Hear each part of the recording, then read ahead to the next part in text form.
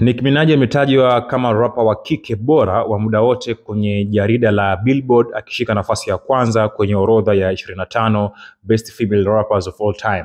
Sasa taji hilo linaendeleza hadhi yake kama malkia wa rap kutokana na mafanikio na ushawishi wake mkubwa kwenye muziki wa hip hop duniani.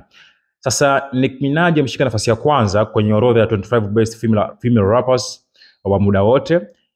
Huku nafasi ya pili, ya tatu na ya nne pamoja na ya tano zikishikwa na wasanii ambao ni wakongwe.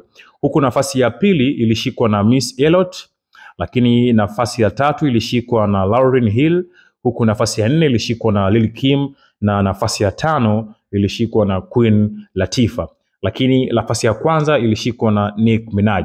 Hebu tuambie una mtazamo gani juu ya hili Nicki Minaj kushika nafasi ya kwanza kwenye chart za Billboard kama mtoto wa kike? Tuambie mtazamo wako ni upi. Endelea kuangalia Nje ya Box TV kwa taarifa zaidi.